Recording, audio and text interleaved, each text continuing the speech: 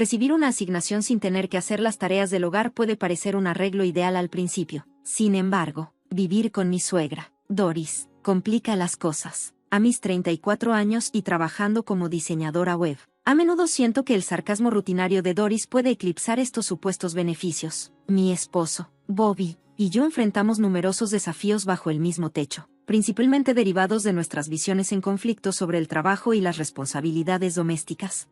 Después de nuestra boda, hice la transición de un trabajo corporativo a ser freelance, un cambio que tanto mi antiguo empleador como yo celebramos. Esta decisión ha sido ventajosa, trayendo un flujo constante de proyectos de clientes consolidados y liberándome de la rutina de los traslados diarios, lo que me permite tener más tiempo para gestionar las responsabilidades del hogar. A pesar de estos beneficios y del apoyo de Bobby, Doris se aferra a creencias tradicionales sobre el matrimonio, particularmente la idea de que una esposa debe centrarse principalmente en las tareas del hogar. A menudo expresa este sentimiento, sin querer reconocer la validez de las responsabilidades compartidas en las asociaciones modernas. Para ella, mi trabajo como freelance parece trivial, y cuestiona su impacto en nuestras finanzas domésticas. Me esfuerzo por equilibrar mis proyectos de diseño web con las tareas del hogar durante mi tiempo libre, pero Doris permanece indiferente a mis esfuerzos. Su insatisfacción proviene de una comparación entre mi enfoque contemporáneo para equilibrar trabajo y vida doméstica y sus expectativas anticuadas. Desde su perspectiva, puedo parecer una intrusa que interrumpe la dinámica familiar, especialmente porque ha contado más con Bobby desde el fallecimiento de su padre hace 4 años.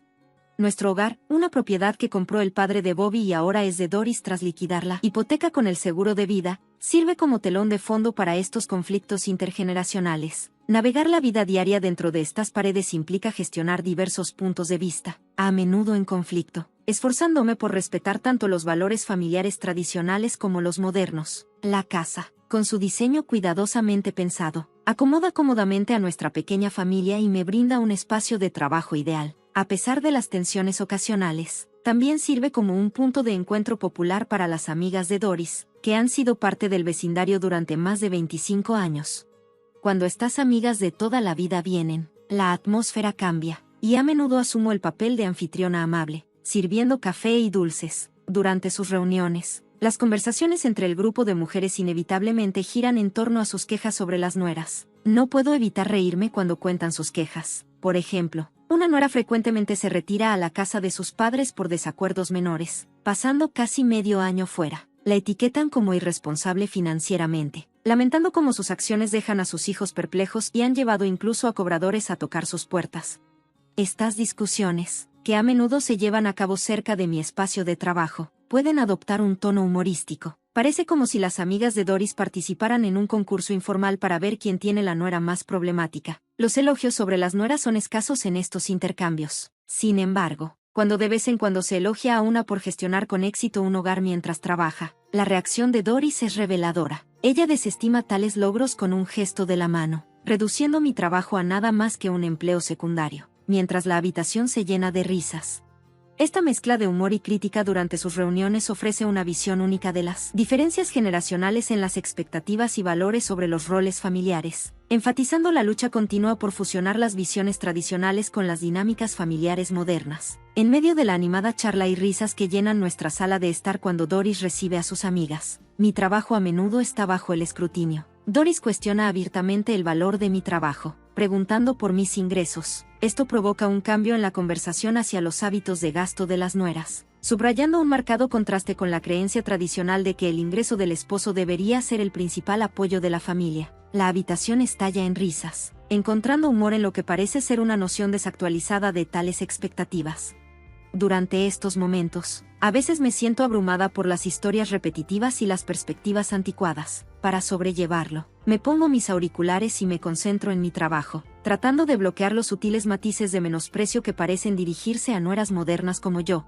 Una noche, en una cena familiar, mi esposo Bobby sugirió comprar un auto nuevo. Casi de inmediato, su madre, Doris, cuestionó por qué necesitaría mi opinión sobre una decisión así. Bobby intentó explicar que tomamos decisiones significativas juntos como familia, pero Doris fue firme, insistiendo en que, dado que él tenía licencia de conducir, debería tener la última palabra sobre el auto. Atrapada entre ellos, decidí deferir a él de manera táctica, reconociendo la tensión subyacente. donde Bobby busca constantemente la opinión tanto de mí como de su madre antes de tomar decisiones importantes.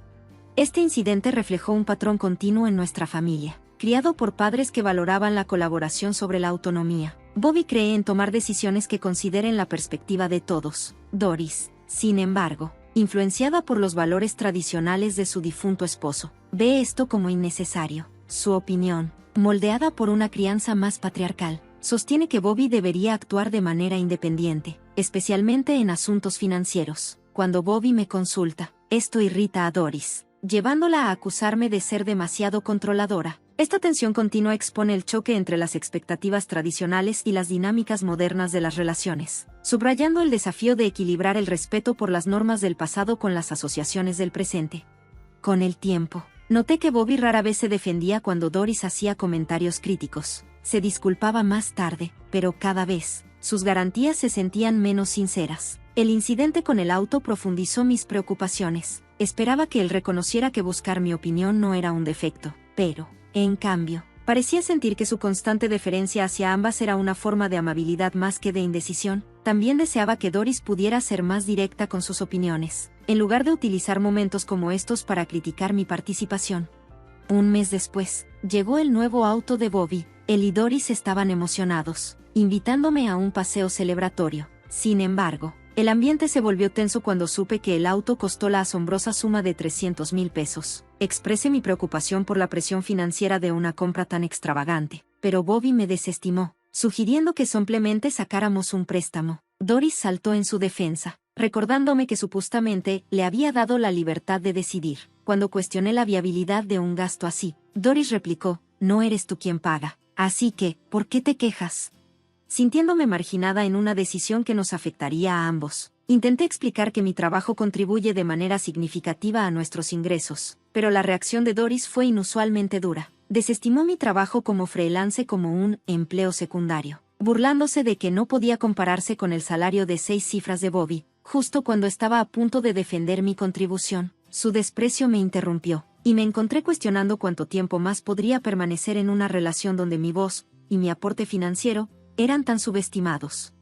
A medida que se desarrollaba la confrontación, noté que mi esposo se había retirado, evitando cualquier tipo de participación. Después de tolerar esta dinámica durante demasiado tiempo, llegué a mi límite cuando mi suegra, con una severidad hiriente, dijo, una nuera como tú debería simplemente irse. Sus palabras resonaron dolorosamente, no solo como un insulto, sino como un desdén por todo lo que había soportado. La ira y la decepción me invadieron mientras miraba a mi esposo, que permanecía indiferente. Culpar su indecisión crónica por la situación que empeoraba. Respondí, entendido. Entonces me iré. Reuní mi computadora y lo esencial de mi espacio de trabajo y me dirigí a la puerta, informando a Doris que volvería más tarde por el resto de mis cosas. Ella me miró con furia, mientras mi esposo se mantenía notablemente escondido en su habitación.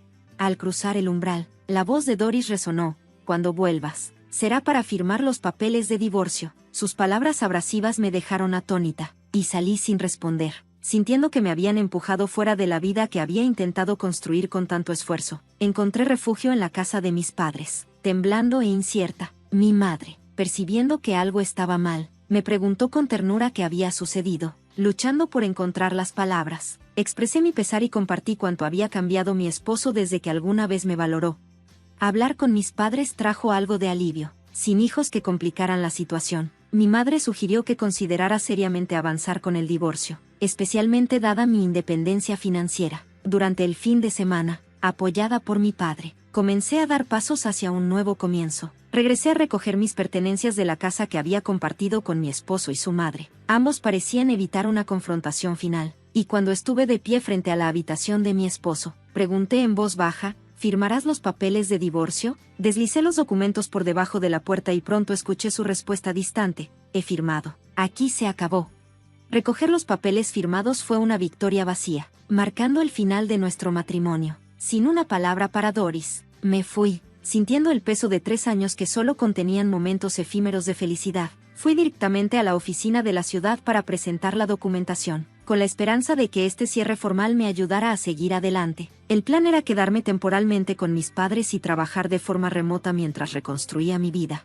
A medida que me acomodaba en esta nueva fase, mi madre sugirió que me quedara con ellos un tiempo más, Es menos preocupante que esté sola, dijo, y mi padre coincidió con sus preocupaciones, advirtiendo que Bobby o su madre podrían aparecer inesperadamente, aunque al principio dudé de esto. Vivir con mis padres se sentía como una elección reconfortante. Afortunadamente, mi arreglo laboral flexible facilitó mi adaptación. Pasaron 3 meses, y a medida que Bobby y Doris comenzaban a desvanecerse en recuerdos lejanos, un número desconocido comenzó a llamar a mi teléfono. Después de varias llamadas insistentes, finalmente respondí, solo para escuchar la voz ansiosa de mi exesposo preguntando, ¿por qué no has contestado? Con calma, respondí que no teníamos razón para comunicarnos más, y estaba a punto de colgar cuando su siguiente pregunta me detuvo, ¿por qué no funciona mi smartphone? Con poco interés, sugerí que se pusiera en contacto con la compañía de teléfonos, pero entonces me vino una idea a la mente. Le pregunté si había estado haciendo depósitos regulares en nuestra antigua cuenta conjunta. Antes, ambos contribuíamos, mi salario constante junto con sus ingresos variables por las ventas de productos de salud, que eran a menudo impredecibles. Hasta que me fui, yo había estado llenando regularmente la cuenta, pero durante los últimos 4 meses, solo sus depósitos habían mantenido la cuenta a flote. Se me ocurrió que me había ido a mediados de mes y que los pagos del préstamo para el nuevo auto probablemente habían comenzado.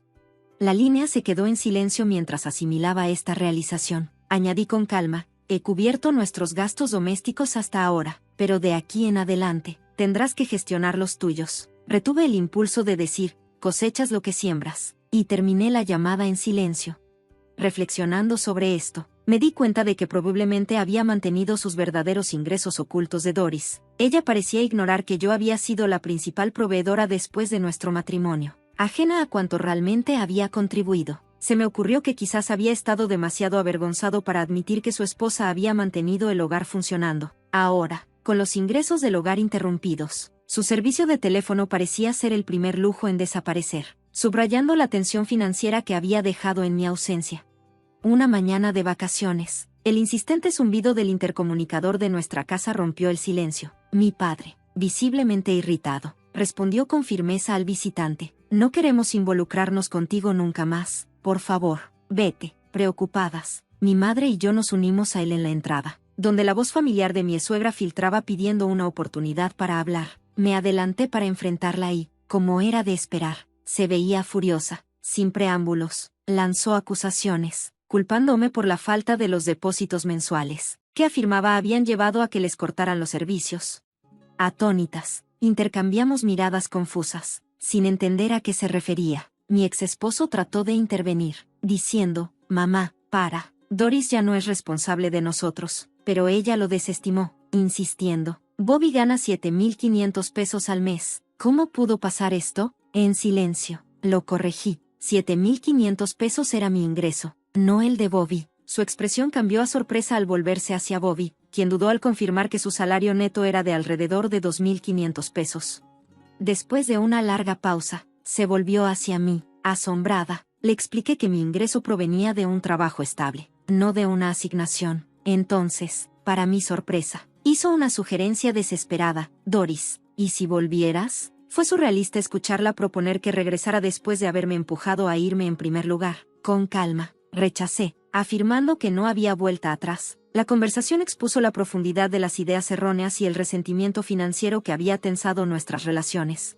Le recordé firmemente que estábamos divorciados y que ya no era mi preocupación. A pesar de mi negativa, ella continuó insistiendo en que podíamos arreglarlo todo si me reconciliaba con Bobby. Ante esto, mi padre dio un paso adelante. Con su paciencia agotada, exigió que se fueran de inmediato, advirtiendo que llamaría a la policía si no lo hacían. Ellos se retiraron rápidamente, casi tropezando al salir, mientras él les advertía que nunca volvieran.